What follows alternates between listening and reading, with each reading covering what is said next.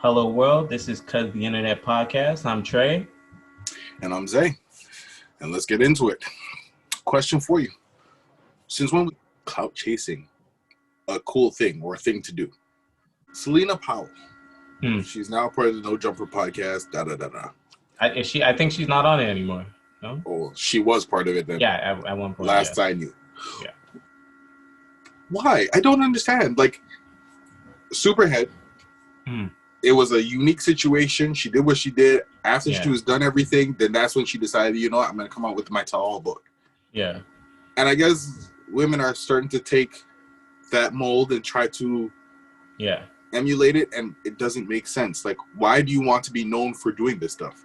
Selena Powell tried to ruin Offset, got served with cease and desist letters, tried to say her and Snoop Dogg. Latest one was Drake. Yeah. She hit up Drake saying, hey, like, what's up? And Drake's like, I ain't giving you my number. She's like, yeah, you did. You in your DMs. He checked his DMs and he's like, I want no part. Like, basically, nah, I don't want no part of you. So she's like, oh, it's my DMs. Well, I don't want to get blocked, so I'm going to stop now. Okay, cool. First of all, Drake don't turn down nobody, so you know you are mad when you get turned down by Drake. Yeah. Secondly, why is this such a cool thing for you to want to be known for? Like, because... And then the thing is, if you did what you did and kept it like on the hush, that's one thing. But everybody knows your MO is to do something or just to try to gain notoriety, try to be known for whatever reason. Like, people know all publicity is good publicity. So she's just doing the wildest things, trying to be known for it. Like, why? Like, get a talent. Be known for your talent. Like, I don't understand why you want to be known for this. I think it's because not enough people have Drake standards. And even though I hear what you're saying about turning it down, or shockingly, at least he has that standard. So many people only started getting action because of their money and their fame. Yeah. So regardless, if a girl like that they know has been with this person and that person that actually they look up to, admire, it's like a notch on their belt.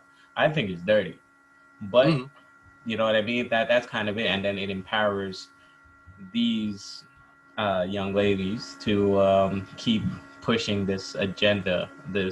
And it's disturbing because there's a lot of lying going on, as again you've seen with her, and people keep giving her a stage to do it, which is hurting people's careers and lives. Which that actually that bothers me more than anything. She could live her life how she chooses, do whatever with whomsoever. But now when she starts lying on people, that's when the issue comes from me and people allowing her to do it and giving her a platform to do it. You remember the other day when we were talking and you were like, people should be held accountable and basically be punished, sued, whatever the case may be, for like lies and whatever the case may be. Exactly, yeah. That should be a real thing, man, because it bothers me so much. Like, I'm like, why? Like, and no disrespect to her or anything, but she's not an ugly person. So I mean, you don't have to go that route. Like, I hear you, but look at how much notoriety she's gotten, though. I guess she got us talking about her. You are correct. I'm just saying. her route is working. I just don't. I'm not a fan of the route, but she's getting what she wants. She put her body at a price point, and it's selling. I'm just saying. So, yes. Speaking of Selena Powell, what do you think about Akademiks? Years ago, I used to mainly listen to him for whatever information I wanted about music, what was going on, keep me posted, keep me up to date. And when it became the trend where he was just reporting on Tekashi, that's when I lost all respect for him. I was like, okay, you're not being a journalist anymore, if that's what you want to call him. You're now being, I mean, I guess this is all journalists. I mean, if they have something they prefer, they'll talk about it, whatever the case may be. But it just bothered me because I was like, you're not being fair or looking at it from, like, you know what, unbiased. an outside, clear, exactly. It's just everything is about him and you're on his side for everything he does. And I'm just like, okay, he can't be right all the time. Like, be objective, be truthful. If you think he's messing around, say he's messing around. But because you guys are now best friends and you guys hang out and he's going to help you with your mumble rap tape, you decide you're just going to talk about him and clown everybody else who talks bad about. I'm just like, nah, I lost respect for him, and I haven't listened to anything he said. Like, I stopped watching his stuff because I didn't care about Tekashi all the time. And I mean, now you don't hear about Tekashi, but I still don't care to listen to him because he lost all respect for me from that. You? How do you feel about him? The thing is, okay. I'll start off by saying I respect his hustle. Like, I can't knock that. This dude, he puts in work. You know what I mean? Like, he actually, and his platform is huge. I respect his platform. I respect everything. But I there's certain things I don't like about him. For one, stupid face. Nah. I actually don't like the. For one, the whole Tekashi thing. Again, he could be friends with Iwan. He could prop him up if he wants. It's just that, like you said, he was never really unbiased. Only sometimes he'd give an inch. But I've found, again, even if you could be friends with someone that snitches if you choose to be, I can't knock you for it. That's your prerogative. But his justification of it for him, he was fighting more fights on Tekashi's behalf than Tekashi was. And that I couldn't co-sign. It's just like, again, my whole point always just be a man, stand up. And this dude's talking, saying Meek Mill's boss snitch, so now Meek Mills is a snitch. Like, what? How did that doesn't something like, I ain't the smartest tool in the shed, but no, the smartest. I'm not the smartest tool in the shed. Oh, you're the hoe.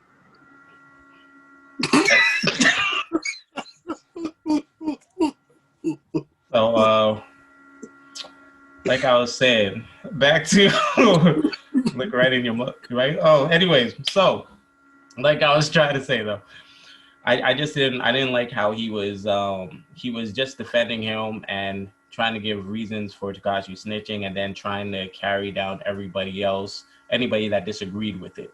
Then in general, even the way he kind of got his platform so big, with the war on Chirac and all that stuff, I honestly was never following it at that time. I had to do my research after. I never followed it.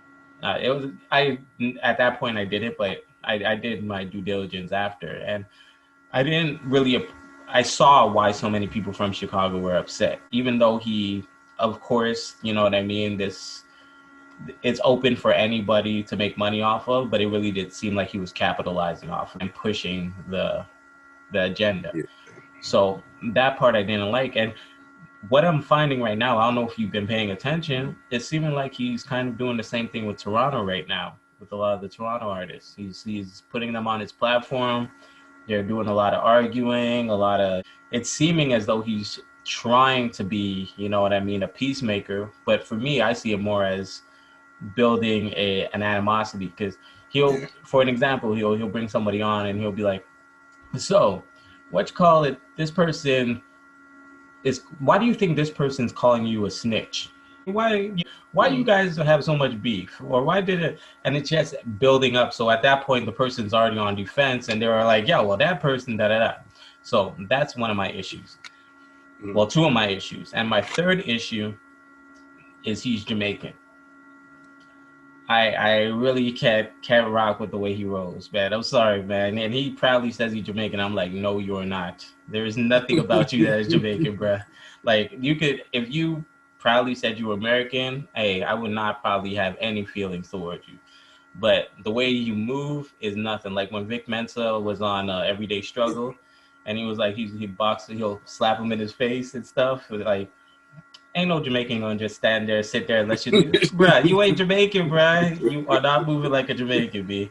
Again, him riding so hard for 6ix9ine. I'm like, you ain't Jamaican, B. Okay.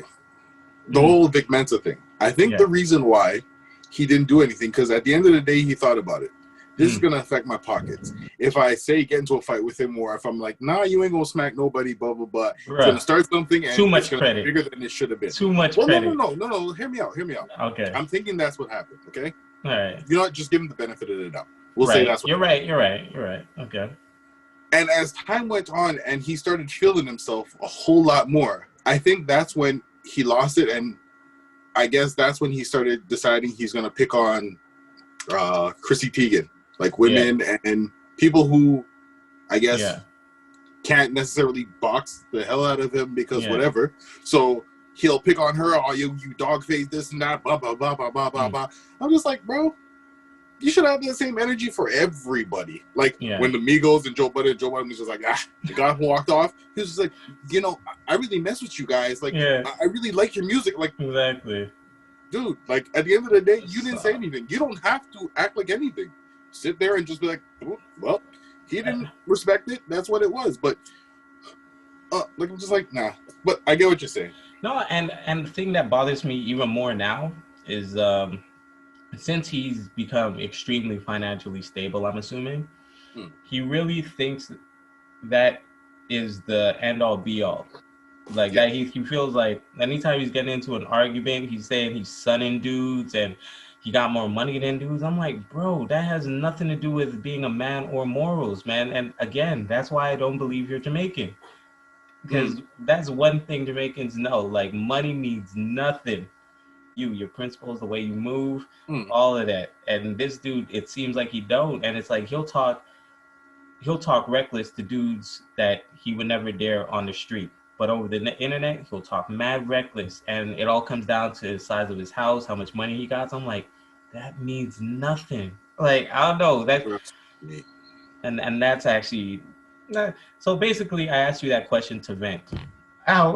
Okay, so now you asked me that question. I gotta ask you a question. Since we're on, I guess, these personalities off the internet, whatever. How do you feel about Vlad TV? Now, okay. The thing is... Okay, all right. So I'll start it off by saying, with the whole thing about Farrakhan, him not apologizing for misquoting him directly, he made a statement, but he didn't directly. That alone, I can't co-sign. So that's why I don't rock with him 100% right now. To be honest, his content, though, I was a little more of a fan than, let's say, Akademiks, because the way he phrased it, you know what I mean, was at least a little more easier to digest. Like, he would at least ask these questions, see, even though they were sometimes a little too much, he would at least ask them. When my issue with Akademiks, he's always, in my opinion, seeming like he's instigating. He's always like, oh, when them Chirac dudes catch you, they going there. So now this dude he's talking about is feeling like he has to prove himself. Or when these New York dudes are, and that's my issue. He's always, in my opinion, seeming like he's instigating something. Now, with Vlad, my issue with his platform is sometimes he does ask some questionable questions. Therefore, I do have an issue with that. I do think that people should be mindful of what they're saying. So that is on them. But as a reporter or a interviewer, you have to still understand who you're talking to. So if you're not trying to get anybody hemmed up, you should be aware that they do have an open case, or that they do, their past is so shady. They up to last year own like their whole block. Like, chances are they could still get in trouble for it. So you should probably stay away from those questions. That's more of my issue about him. How about you? How you feel about Vlad? I can't stand him. It's like I've fallen off with all these guys because Vlad was another one. I used to watch his content a lot as well. So, I mean, I can't remember the order I used to watch it in, but I know I used to watch both of them heavy. I stopped watching Akademiks a lot earlier than I would stop watching him. And then it was later on where, like, I started realizing in his interviews, like, it was like how he was asking questions was he was trying to even kind of make fun of them at the same time, like, but in a respectful way, if that makes any sense. I keep going back to that one Casanova interview. I watched it, and I think that was the last thing I watched from him, because I was just like, yo, what's his problem? Like, Casanova was talking, blah, blah, blah, talking about stuff he did in jail, what he had, this and that, had a phone. And he's like, oh, how'd you get a phone in jail? And he's like, oh, you know, he boofed it, whatever, this and that. No. He didn't say anything. He was just like, yo, he just got a phone. And so then Vlad's like, oh, you boofed it. You boofed it, eh? You boofed it. And he's like, and he was just like, okay, yeah. And he just kept trying to go past the question. Yeah. Like, okay, yeah, that's what done. Let me talk. And he's like, well, hey, boof it. It's when you stick it in your butt, right? It's when you stick it in your butt. I was like, what was the reason for this? Like, yeah. He's telling you a story about how he got stuff and he had stuff, whatever the case may be. Mm-hmm. Why are you harping on the how did you get it? Like, is that important? Like, did that change the story in any way, shape, or form? Yeah. Like, I was just like, I feel like he was trying to disrespect them, but trying to make it seem like, you know, I'm just asking questions. So I was like, you know what?